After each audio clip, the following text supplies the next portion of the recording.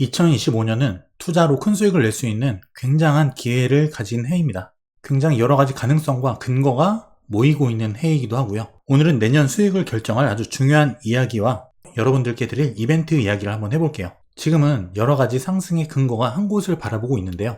제가 2025년을 좋게 보고 있는 이유입니다.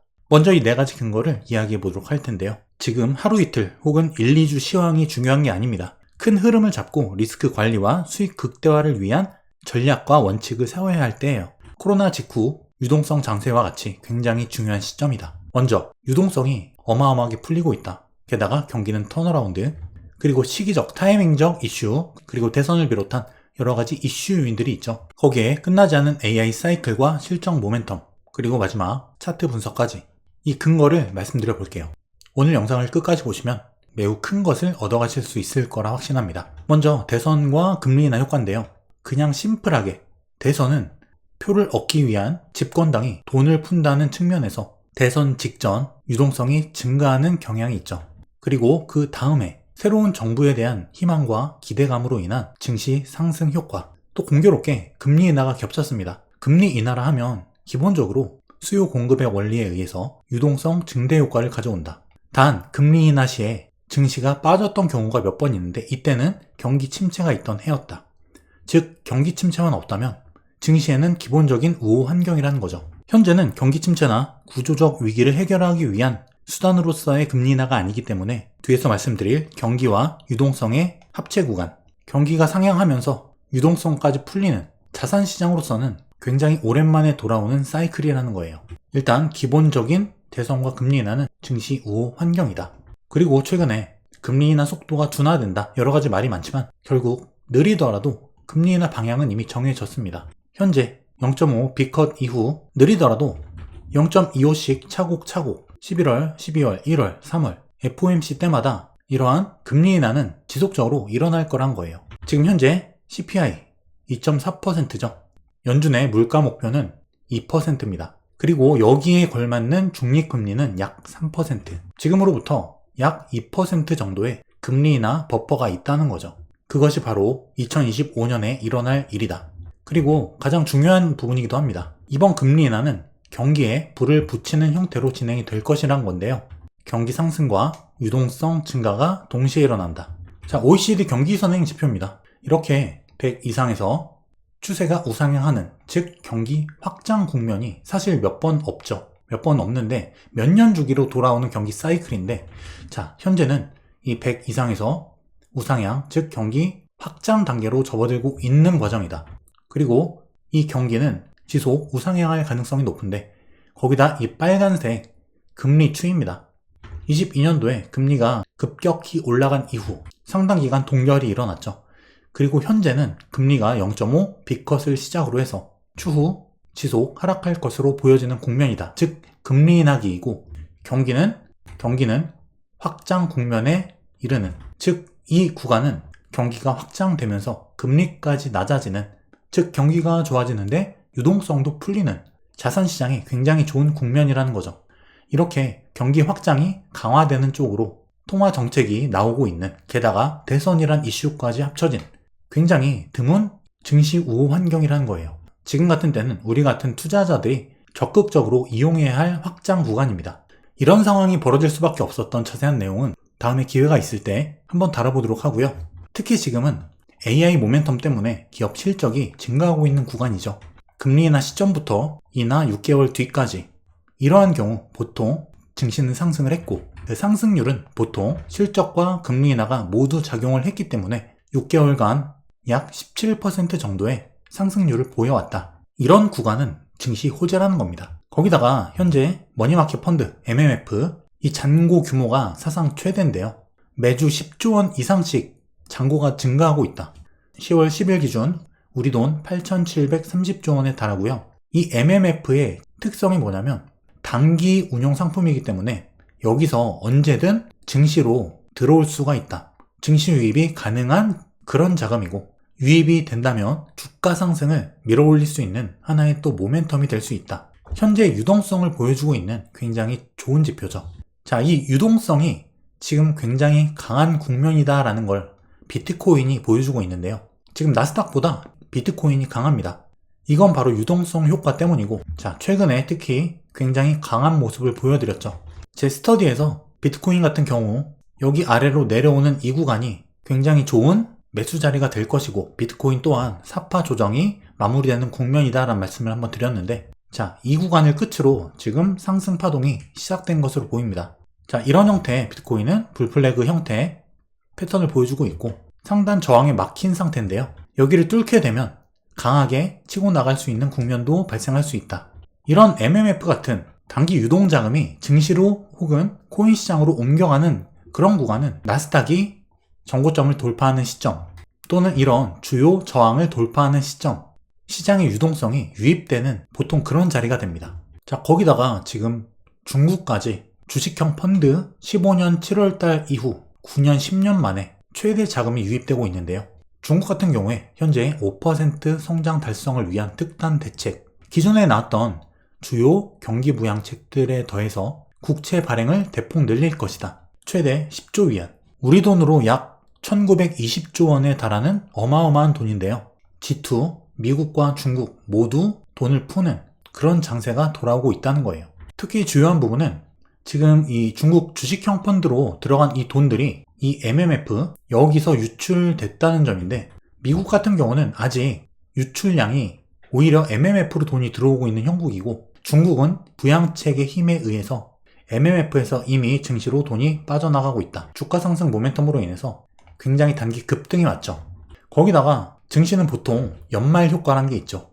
연말이 되면 보통 경제 지표가 좋아지는 경향이 있다. 자, 미국 시간으로 11월 5일 대선 끝나면 불확실성이 감소할 거예요. 그렇다면은 이 대선 때문에 많은 기업이나 기관, 운영 정책 결정을 하지 못하고 보류하고 있다가 정책 결정 및 자금 집행량이 급증한다. 대선 후보 누가 되느냐에 따라서 밀어주는 산업이 달라지죠. 그러면 어디에 돈을 써야 될지 그때서야 결정이 난다는 거예요. 이런 증시의 우호적인 연말 효과가 또 있을 수 있다. 자, 실제 과거 대선 전후로 3개월 수익률을 살펴보면 9월, 10월달 좋지 않았습니다. 하지만 10월달, 12월달 다시 좋아지는 모습을 보이죠. 11월 대선 이후에 수익률이 반등하는 경향이 있었다는 거예요. 자, 미국 대선 D 플러스 90일, 한 달 반 정도, D 마이너스 30일, 10월 5일부터 11월 5일까지 변동성 구간이었지만 그 이후는 상승이다 라고 했을 때, 자, 여러분은 어떤 전략을 가져가실 건가요? 이런 상태를 알고 있다면 10월 달은 조정시 매수입니다. 대선 전의 변동성을 매수 기회로 가져가야 된다. 그리고 재미있는 자료인데, 대선 이후 이 회색 코스피와 파란색 S&P 500, 코스피가 오히려 미국 증시보다 약진하는 그런 모습이 과거에 나타났었다. 이런 경향성이 있었다는 것이고, 이런 측면으로 봤을 때 제가 코스피에 대해서도 여러 번 말씀드렸지만 현재 굉장히 밸류가 싸죠. 싼 구간에 모아가신 분들은 비싼 구간에 팔 기회가 반드시 온다. 환율이 내려가는 만큼 그동안 못 올랐던 코스피가 한 번에 올라가는 그런 반등도 올 수 있다. 분명히 올해 연말, 내년 코스피도 나쁘지 않을 겁니다. 그리고 점차 트럼프가 약진하고 있는 모습이죠. 해리스와 트럼프의 지지율 격차가 점차 감소하고 있고, 특히 경합주는 동률까지 올라왔어요. 자, 과거 사례로 봤을 때 트럼프가 해리스 상대로 승리한다면 증시는 더 좋을 것이다. 해리스가 승리하는 경우보다. 지금 이 트럼프가 점차 약진하고 있는 이런 상황이 대선 이후 증시에 더 유리할 수도 있겠다. 이런 가능성도 우리가 생각해 볼 수 있겠죠. 자, 그리고 지금 현재 ASML 이번에 실적 쇼크가 나왔지만 엔비디아가 다시 급등합니다. 사실 인텔이나 삼성전자 같은 개별 이슈 때문에 수주가 많이 감소했지만, 그건 사실이지만 반도체 업황 전체를 대변하는 사건은 아닐 것이라 생각이 되고요. 엔비디아를 비롯한 TSMC, 기존 반도체 주가들은 반도체 업황의 피크아웃을 말하고 있지 않다. 오히려 이번 이 ASML 쇼크 사태, 이건 중장기적으로는 반도체 업체들의 투자가 생각보다 원활치 않다는 이런 부분까지 연결이 될 수 있는데, 이건 곧 공급 과잉이 아니라 공급의 감소, 반도체 가격의 상승으로 연결될 수 있는, 오히려 업황의 좋은 상태로 연결될 가능성도 있다. 모멘텀은 지속되고 있다는 거예요. 자, 그럼 지금은 어떤 국면일까요? 제가 지속적으로 말씀드린 현재는 4파 조정이다. 이 5파 조정은 무조건 나올 것이고, 이 정고점을 돌파하는 상승이 나갈 것이다.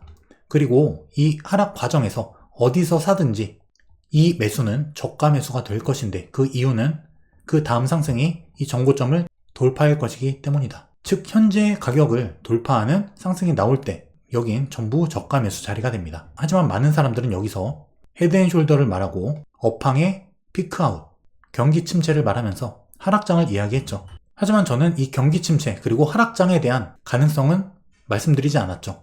저의 시나리오는 5파 상승이 남아있다는 것이고, 현재 이 5파 상승 랠리는 진행 중이다. 2025년은 이 5파 상승 랠리의 국면이 될 것인데, 이 5파는 굉장히 어려울 겁니다.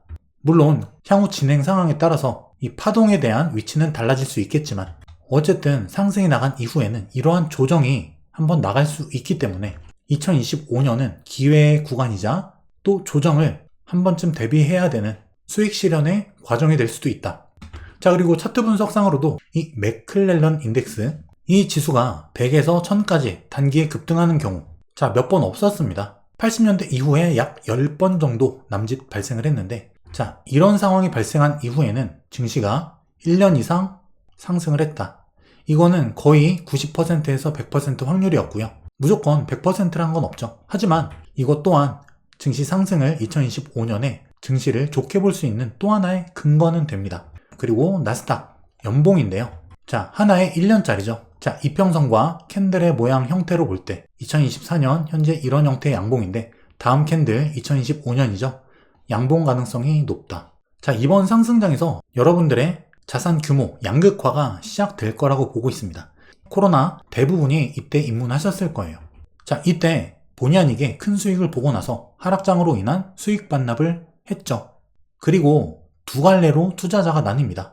공부하지 않고 내 기준 없이 투자하면서 유튜브만 보고 투자하는 사람 첫 번째, 그리고 꾸준히 지식을 축적해오고 공부를 통해서 내 기준을 만든 투자자분들, 여전히 도박성으로 투자하는 분들과 공부를 통해서 원칙에 입각한 투자를 하는 분들입니다. 이번 상승장에 분명 서로 다른 성과를 낼 거예요.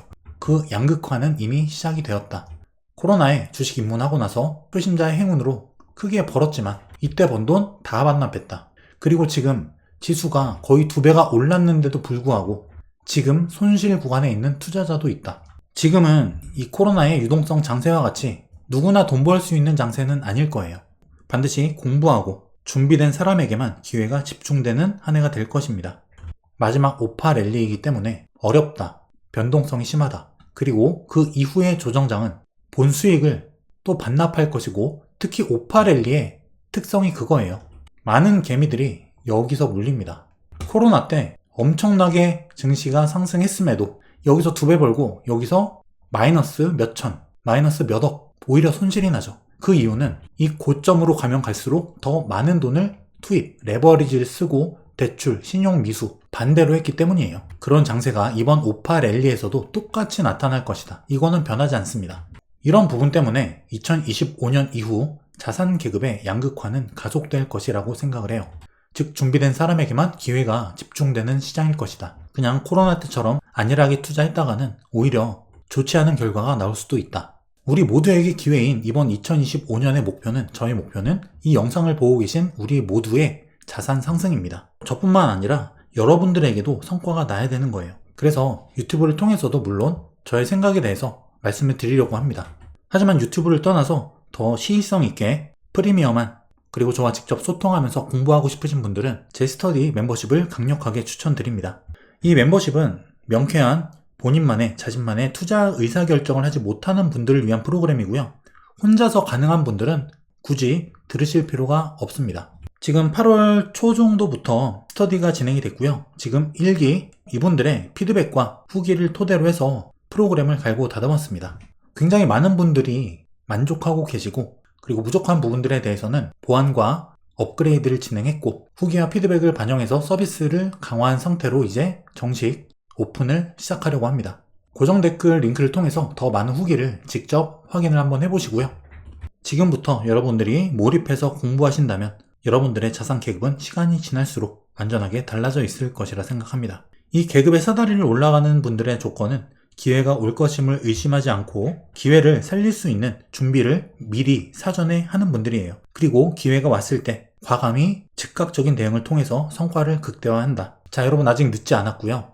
이 스터디 멤버십을 통해서 제가 할 수 있는 모든 도움을 드리도록 노력할 것이고, 여러분들이 이 스터디를 통해서 자산계급의 사다리를 올라갈 수 있도록 최고의 교육을 제공해 드리겠습니다. 이번에 딱 24일까지만 정식 오픈 기념 2주 무료 쿠폰 이벤트를 하는데요. 무료로 멤버십 2주 체험을 할 수 있는 쿠폰이에요. 고정 댓글 가이드를 통해서 2주 스터디 무료 체험을 해보시고 저희 마켓 인사이트 클럽 직접 경험해 보시기 바라겠습니다. 혼자 하는데 너무나 많은 시간이 걸려요. 저 또한 제가 겪어온 모든 시행착오 너무나 길고 아프고 어려웠습니다. 여러분들은 제가 겪었던 이런 모든 시행착오를 겪지 않고 한 번에 올라가실 수 있도록 제가 겪은 시행착오와 노하우 그리고 제가 알고 있는 모든 것을 다 알려드릴 거예요. 더딜지라도 반드시 올라갈 수 있는 그 방법으로 우리 모두가 함께 상승할 수 있기를 바랍니다.